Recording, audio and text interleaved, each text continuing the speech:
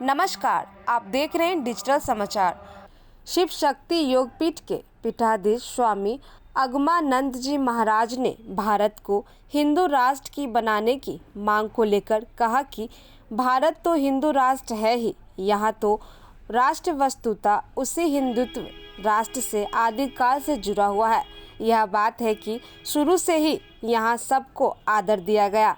जैसे महाराज विभीषण लंका से जब आए तो भगवान श्री राम ने उनका भी आदर सम्मान किया। भारत के शरण में जो कोई आते हैं उनका आदर सम्मान होता है। ये बात है शुरू से कि यहाँ सबको आदर दिया गया है। जैसे महाराज विभीषण जी भी लंका से जब आए तो भगवान श्री राम ने उनका भी आदर किया, सम्मान किया। जब शरणागति में आए तो भारत की शरण में जो कोई चले आते तो उनका आदर सम्मान होता है। और ऐसा है कि इस सनातन हिंदुत्व धर्म में सारे के सारे धर्मों का संरक्षण भी होता है। और ऐसा है कि इस सनातन हिंदू धर्म में सारे के सारे धर्मों का संरक्षण भी होता है। रामचरितमानस के विवाद को लेकर सुनने के लिए मुझे 1 महीने का समय चाहिए। साधुओं की भाषा समझने के लिए साधुता होनी चाहिए। कबीरदास के उल्टे बानी वर्षे कंबल भीगे पानी। अगर इसके साधारण अर्थ लगाए तो कंबल कहाँ से बरसेगा, पानी कैसे भीगेगा, मुश्किल हो जाएगा। आजकल प्रायः राजनीतिज्ञ लोग धर्म शास्त्रों का अनर्थ लगाने लगे हैं और बिना सत्संग के, बिना भजन के, आध्यात्मिक पैठ के, संतों के वाणियों का अर्थ नहीं लगाना चाहिए। यह अनर्थ है।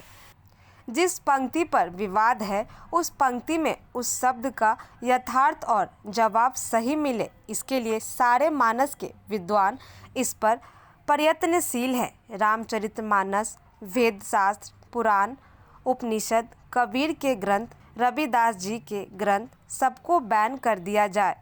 फिर मनुष्य को रास्ता दिखाने वाला क्या है, कौन सा ग्रंथ है? आज भारत के संविधान में भी 90% उन्हीं संतों की वाणियों का आश्रय लिया गया है। जितना बैन होगा भारत की दुर्दशा उतनी ही होगी और इसके बैन करने वाले की भी दुर्दशा होगी। जिन्होंने भी संतों का, ग्रंथों का अपमान किया है उसका परिणाम वह भुगत रहे हैं और आगे भुगतेंगे। और ऐसा है कि इस सनातन हिंदुत्व धर्म में सारे के सारे धर्मों का संरक्षण भी होता है। और कुछ सर, रामचरितमानस को लेकर काफ़ी विवाद है, कई तरह की विवाद चल रहा है। बात सही है। इस पर सुनने के लिए हमको मोटा मोटी 1 महीना का समय चाहिए रामचरितमानस के इस विवाद पर। लेकिन सभी मनीषी लोग हैं, हमारी दीदी हैं, मानस मर्मज्ञा है और अनेक मनीषी विद्वान हैं पहुँचे हुए। बात ये है, साधुओं की भाषा समझने के लिए साधुता होनी चाहिए। कबीरदास के उल्टे बानी बरसे कंबल भीजे पानी। अगर इसका लोग साधारण अर्थ लगाएंगे तो कंबल कहाँ से बरसेगा, पानी कैसे भीजेगा, मुश्किल हो जाएंगे। आजकल प्रायः राजनीतिज्ञ लोग धर्मशास्त्रों का अर्थ लगाते हैं, अर्थ नहीं अनर्थ लगाने लगे हैं। और बिना सत्संग के, बिना भजन के, बिना आध्यात्मिक पैठ के संतों की वाणियों का अर्थ नहीं लगाना चाहिए। अनर्थ है। जिस पंक्ति पर विवाद है उस पंक्ति में उस शब्द का भाव है कि सबके कल्याण के लिए, संरक्षण के लिए। उस शब्दात्मक विवेचन में हम लोग अभी नहीं जाएंगे। जब कभी मौका मिलेगा तो इस पर चर्चा पर्याप्त रूप से होगी। सारे मानस के विद्वान मनीषी इस पर प्रयत्नशील हैं, यथार्थ सही जवाब मिले। बैन करने का भी मांग किया जा रहा है। यूपी में कई नेता लोग हैं इसको रामचरितमानस को बैन करने तो वेद शास्त्र, पुराण, उपनिषद, रामचरितमानस, कबीर के ग्रंथ, रविदास जी के ग्रंथ सबको बैन कर दिया जाए तो फिर मनुष्य को रास्ता दिखाने वाला क्या है, कौन सा ग्रंथ है? आज भारत के संविधान में भी 90% उन्हीं संतों की वाणियों का आश्रय लिया गया है।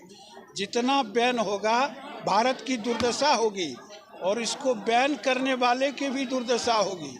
जिन्होंने संतों का सदग्रंथों का अपमान किया है उसका परिणाम वो भुगत रहे हैं और आगे भी भुगतेंगे। भारत हिंदू राष्ट्र की ओर बढ़ रहा है या हिंदू राष्ट्र बनेगा? बनना क्या है ये भगवान पर साधु संत लोग छोड़ते हैं। अच्छा करने के लिए, अच्छा बनाने के लिए प्रयास सबको करते रहना चाहिए। किस देश में सबका मान सम्मान रक्षण प्रतिरक्षण होता है और होता रहेगा। क्या है, कौन सा ग्रंथ है? आज भारत के संविधान में भी 90% उन्हीं संतों की वाणियों का आश्रय लिया गया है। जितना बैन होगा भारत की दुर्दशा होगी और इसको बैन करने वाले की भी दुर्दशा होगी। जिन्होंने संतों का सदग्रंथों का अपमान किया है उसका परिणाम वो भुगत रहे हैं और आगे भी भुगतेंगे।